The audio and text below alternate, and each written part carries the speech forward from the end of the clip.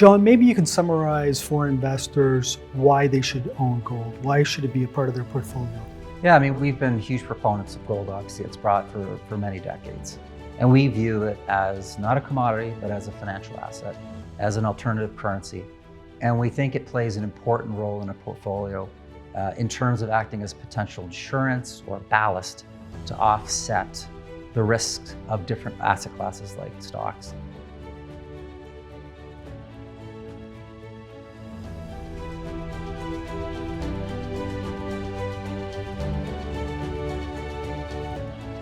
John, gold was one of the top performing metals in 2024. It was up approximately 25%. And with this move in gold, I'm curious how the flows were into the Sprott Physical Gold Trust. Yeah, well, last year was about $400 million US dollars came into the Sprott Physical Gold Trust, which is obviously an enormous amount of money. But relative to the performance of gold last year, we were actually a little disappointed with that. We thought there would be more investor interest in gold. And I think it was really because of other asset classes performing very well, things like tech stocks and Magnificent Seven stocks. I think they obviously diverted a lot of the attention away from gold amongst some investor groups, but that's a really good performance for gold. And I think the flows, we shouldn't be disappointed with that, because I think gold is going to continue to be quite strong in the next few years.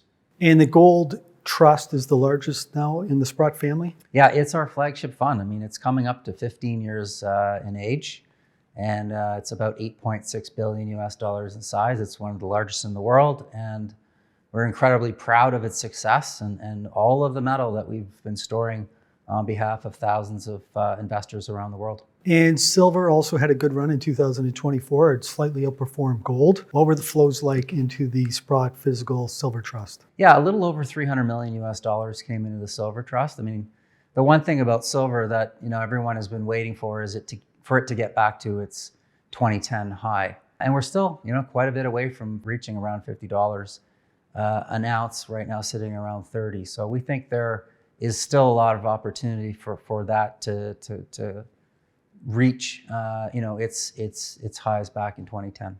Now, in spite of the moves that we saw in the underlying commodities, we really haven't seen a corresponding move in the equities. And if you look at Newmont, for example, the world's largest gold producer, it was actually down on the year.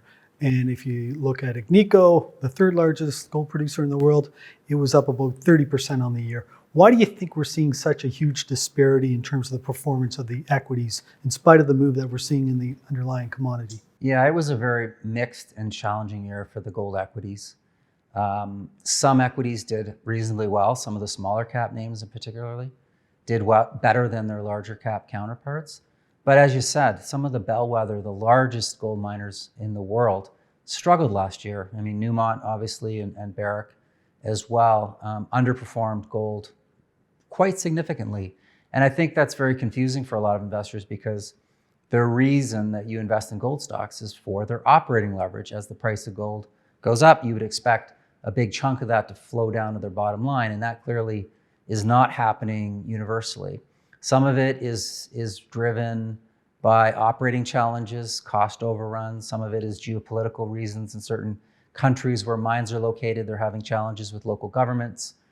Resource nationalism is on the rise. We're seeing that in parts of West Africa in particular, and that's obviously had a huge impact on the performance of some of those individual gold stocks last year. And when you look at the buyers, the gold and silver products, how would you characterize those buyers? Are they institutional, retail? It's everything. I mean, gold is really a universal asset class, and our funds, being exchange traded, are really accessible to just about any type of investor, as long as they can access that particular exchange. We've seen growing institutional interest in our products in the last few years. That is a big change in the last 3 years, I would say. More and more investors, I think, are starting to realize the importance of having physical metals in their portfolios again, after largely ignoring them from, I'd say, 2011 to 2020. This is starting to come back. And it's important, because when you look at how much exposure institutional investors have to precious metals, it's really tiny in aggregate. And many institutions have zero exposure. So it doesn't take a lot of capital to start shifting around for that to have an impact on flows and obviously the asset prices themselves. Yes, and you raise a very good point. One of the things that I read recently was the amount of gold held by central banks. They've been big buyers in the last couple of years, consuming or acquiring 25% of global production, 25% of global production. But all the gold held by central banks in the world only adds up to $3 trillion, which is the market cap of many tech stocks in the US right now. So I am surprised there hasn't been more interest, not only from central banks, but from institutional investors. Yeah, I think 2024 was the year of the central bank buying gold. I think they had the single biggest impact on the gold price and the flows.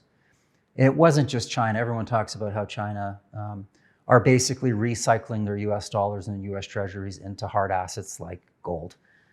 There's a very interesting chart you can look at in terms of looking at the holdings of US treasuries by the Chinese government and their holdings of gold. It's basically a mirror image, one going down, one going up.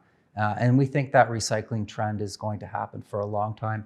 And yes, China will try to talk the price of gold down when it gets a little bit too hot in its minds, but we think that that's not going to be effective and that they're going to be steady buyers of gold longer term. It's not just the Chinese central bank. We've seen the Indian central bank, the Turkish, the Singaporean, the Polish. They've all been buying large quantities of gold. And this is really, I think, part of a shift in their foreign exchange reserves. They're moving away from paper currencies and they're adding more hard currency, which is gold. And we think this is part of this kind of bipolarization of the world that's happening. Geopolitical risks are changing, and we think it's going to favor gold longer term. In sharp contrast, when you look at gold ETFs, which are a good barometer of institutional interest, they were in net outflows for the fourth consecutive year last year. So even though the price of gold has appreciated meaningfully last year, institutional investors, we think, were net sellers. So all you need to do is have some of that institutional buying power come back into the gold market, and you can have a very, I think, powerful set of buyers all moving in the right direction. And you just mentioned that you think institutions were net sellers of gold.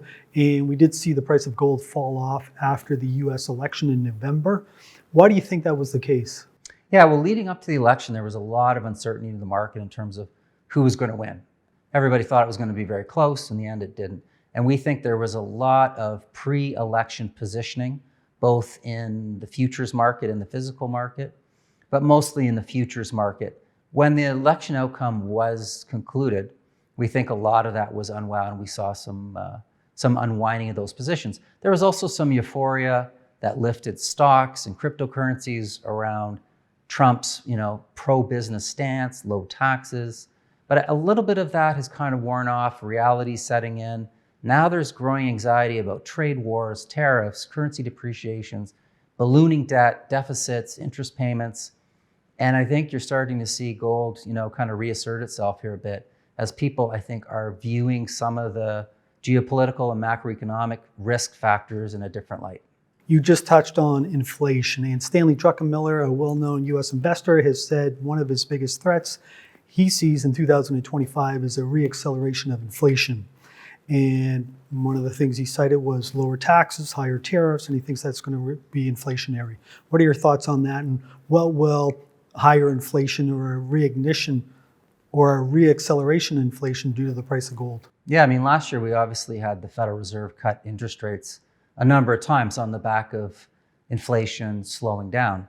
And it's interesting that since the last interest rate cut, the US Treasury yield has gone nowhere but up, which is very counterintuitive. If the Fed is in an easing mode, why are longer term bond yields going up? And it's because the bond market is concerned about everything you just outlined.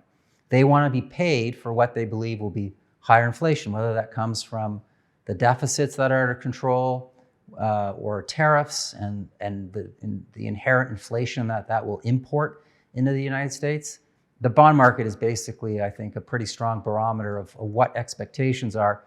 And now I think expectations are that the Fed is not going to be cutting as many times as previously thought in 2025. Higher interest rates are also very inflationary. If you think about things like mortgage interest and other consumer debt, if rates stay high, that's obviously not going to help inflation either. And because the 10-year has moved quite high in the last few months, it's gone from a low of 360 up to 450, 460. the US dollar is also caught a bit, and this is negative for gold. But gold's been hanging in relatively well. Yeah, I think you raise a really good point that in spite of higher treasury yields and a strong US dollar, gold has been very resilient. And I think it's because gold is simply reasserting itself as a financial and monetary asset. It's being sought by central banks around the world. It's also being sought by a number of investors around the world that are increasingly, I think, concerned about holding their own local currencies or assets. I think China's a really good case study. China is a country, obviously, of huge savers. And if you think about the types of options that Chinese investors have to put their capital into different asset classes, a lot of them don't look very attractive right now. The real estate market is going through a 2008 type of reset like we had in North America.